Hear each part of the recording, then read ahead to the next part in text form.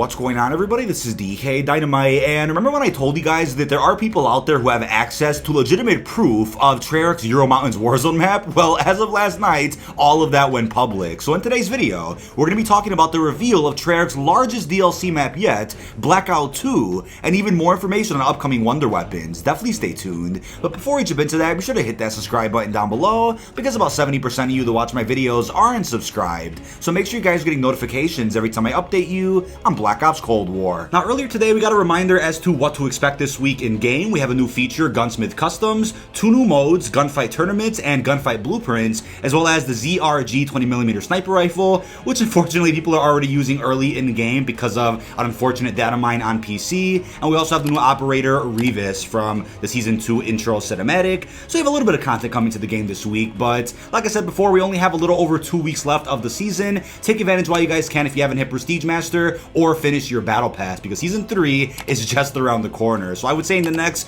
week and a half or so, we could already be talking about the Season 3 roadmap, which Treyarch is inevitably going to reveal over on Twitter. So late last night, I want to say it was, 3 a.m., 4 a.m., not sure what time it was exactly, but all of a sudden, a bunch of articles were written about the following tweet from a brand new account known as Leaky Pastimes. So this tweet came out saying, some of these ladies are down bad for saying there is no Ural Mountains Warzone map. It tagged a whole bunch of different accounts, but the image apparently shows what is the Treyarch Ural Mountains Warzone experience, and I can't show the image on screen for obvious reasons, but it has already been verified by plenty of major gaming news outlets out there. Other insiders and actual leakers out there in the community did claim that we were going to see a Treyarch Warzone map with 20 plus different locations, but some of the locations that we saw on the mini-map last night were Battery, Chemical Labs, Duga, Golova, Mines, Ruka, Sanatorium, Ski Slopes, Weather Station, and Zoo. So I'm gonna leave a video that I made a couple of weeks ago, linked down below in the description, where we went into full detail about every single location on this map.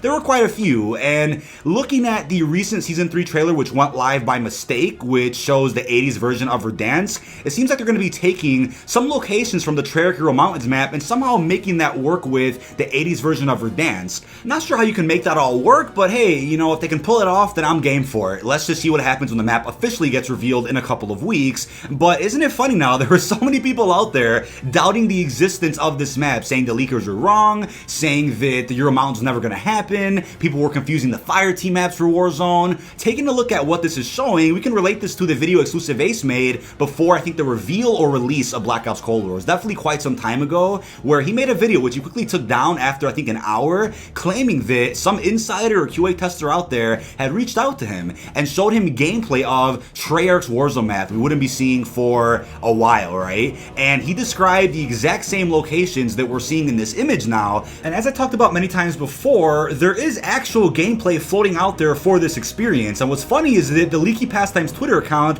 has one of these images from the gameplay as his header photo. I have it censored on screen for obvious reasons, but it shows the zoo portion of this Ural Mountains experience, but it has the Blackout HUD. So that's a can of worms that we'll talk more about deeper into this video. But not only is there an image of zoo floating out there, the internet is a crazy place. There's also images floating out there of gameplay from what seems like a Summit remake portion of this Warzone map, as well as a new version of the stadium, the Sanatorium yet again, and some other locations, which again, I wouldn't be surprised if they started floating about publicly on Twitter in the next couple of days. But I find it amusing that people in the community still to this day have a hard time understanding the concept that things could be far along into development and get scrapped, moved, or changed. Especially with the pandemic in the mix now, you never know what circumstances could affect game development. Regardless of your opinion of the pandemic, Activision, these dev studios, it doesn't matter what you think, that's just how Call of Duty works. If you want an example, Zombies Chronicles 2, Black Ops 4, Modern Warfare 2 Remastered multiplayer, there could be hard evidence and proof, whether it's gameplay, images, QA testers talking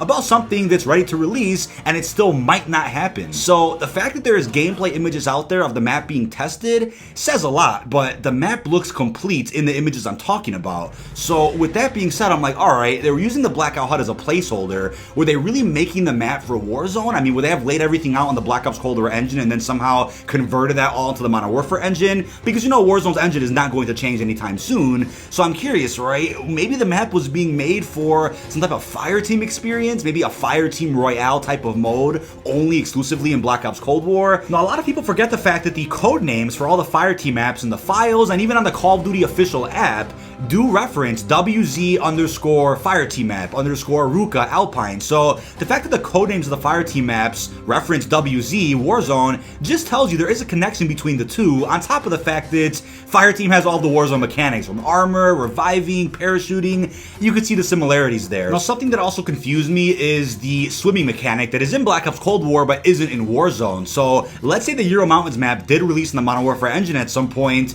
We have a map like Sanatorium, which has lots of water surrounding the area. So would swimming finally be added into Warzone with that map? Or maybe that proves that, after all, they were never going to release this Ural Mountains map in Warzone because of the issue with swimming, so the map was always intended specifically for the Black Ops Cold War engine. That could be the case. The fact that so much was laid out, the map was complete, was being tested not too long ago, then maybe the map still will release, but not in Warzone. I mean, there could be a conflict of interest where they wouldn't want to have two different running battle royales at the same time. It would be like updating Blackout at the same time as Warzone. But that leads to the next topic. Insider Jeff Grubb on June 9th, 2020 tweeted the following. In other shocking news, Blackout is going to return in some form with Black Ops this year. Now, we had no idea what this meant at the time because Black Ops Cold War hadn't been revealed yet, and back in June, Warzone was still doing very well. So we're like, wait a second, why would they be testing another version of Blackout if it's not going to be on the Warzone engine, right? That would be a big conflict of interest. So we were all confused with that. Now that Rebirth Island released in Season 1 of Black Ops Cold War, we know that we have Blackout Alcatraz reskinned and repurposed on the Warzone engine. So that's what Jeff could have meant by this tweet, but Modern Warzone recently reached out to him for a further statement where Jeff said the following. I don't know if it's still accurate. When I tweeted it, I noted that it's coming back in some way because someone at Activision noted that they were having trouble testing Blackout because of COVID, but it always made sense to me that they could have meant Blackout content for Warzone. So sure, could have been talking about Rebirth Island, right, which is a Blackout Alcatraz reskin. That could have been the case, but if it wasn't, then were they truly testing out a sequel to Blackout that would release during the Black Ops Cold War season? Sure, that's possible, but what's confusing to me is that Warzone was still doing very well back in June and has been ever since, so why would they even consider releasing a separate Battle Royale to sit alongside Warzone? It was confirmed many months ago, I think before even the release of Warzone, that Modern Warfare's Battle Royale would be the last Battle Royale that Activision ever releases.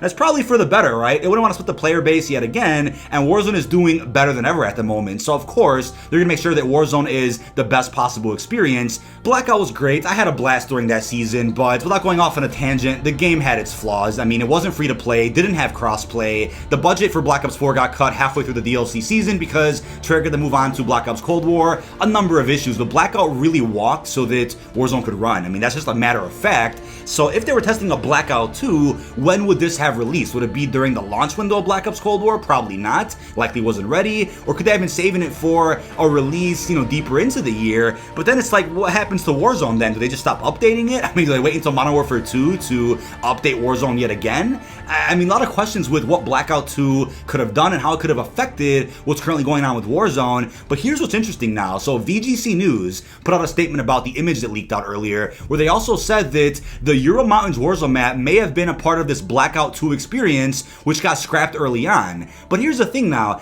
if Warzone was meant to be the last Battle Royale for Call of Duty, and this Ural Mountains map was being tested fairly recently, at least, a good 6 months ago, then why were they even considering a Blackout 2 a couple of months ago if they knew that Warzone was going to be the last Battle Royale? It just doesn't make sense to me. And also the level of depth that you can see with some of the images of this brand new Ural Mountains experience. There's an image of Zoo floating out there, which we've talked about many times before. Maybe check the description if you want to check out what I'm talking about. But there's other images just like that Zoo picture on other parts of this Ural Mountains map. So with that in mind, why are they putting in so much work into this, even as soon as, 6 months ago when Black Ops Cold War came out, when apparently that's when those images were taken?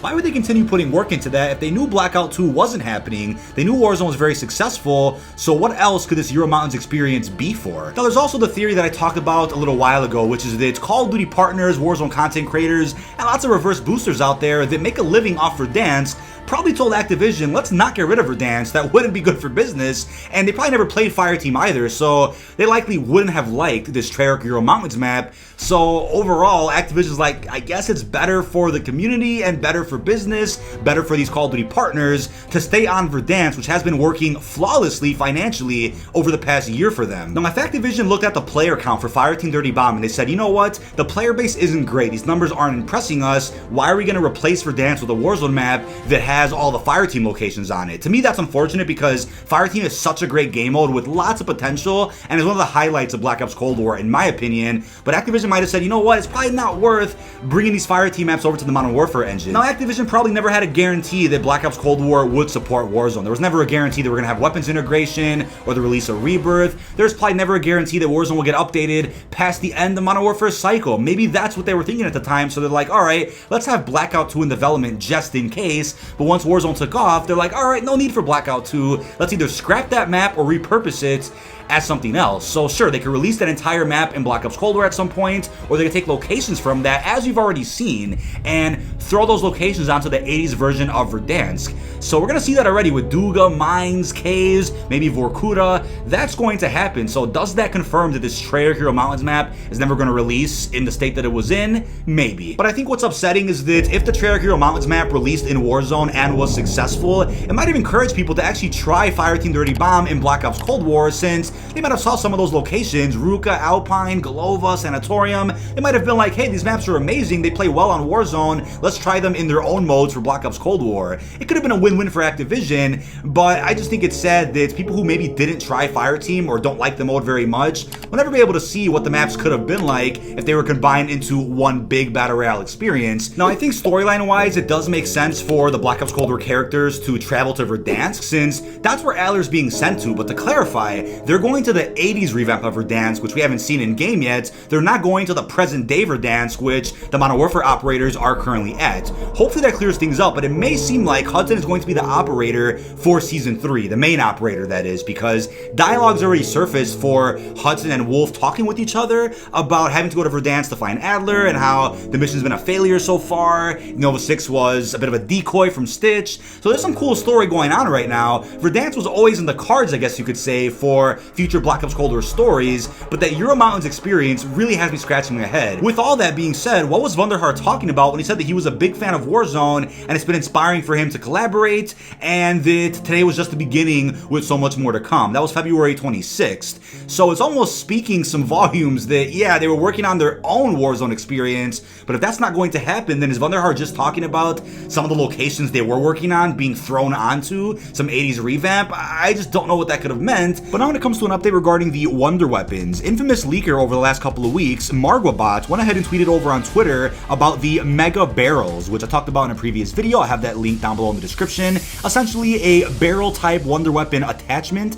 has been discovered, which could be for the Outbreak Easter egg next season, or even for the Berlin DLC 2 map. And as Margwa said, the Mega Barrel appears to be created by boss types. There's 4 gun variants and 5 effects. Each effect seemingly corresponds to a certain boss. Before Nanakos post about it, here's some more wacky information about the barrels. The effects are Micro Missile, Panzer, Giga Laser for Mangler, Copycat, maybe for the Mimic, Diffusion Beam for the Tempest, and the Blazer Beam probably for the Megaton. Ones with question marks are in question as we don't know for sure, however, these are likely. Micro Missile likely launches the Panzer Canister or something, Giga Laser shoots Mangler Arm Cannon Blast, Copycat maybe makes it so if you kill a boss you get their ability, theory, Diffusion Beam shoots Tempest Ball, and Blazer Beam might shoot the Megaton Laser. So again, there's footage and gameplay of these attachments in action over on Outbreak, and I'll have that link down below in the description for you guys. But I'm assuming the Outbreak Easter egg could have us making these attachment barrels and then using them for some other goal, or they could be saved for some cool feature and mechanic in the next actual Zombies map,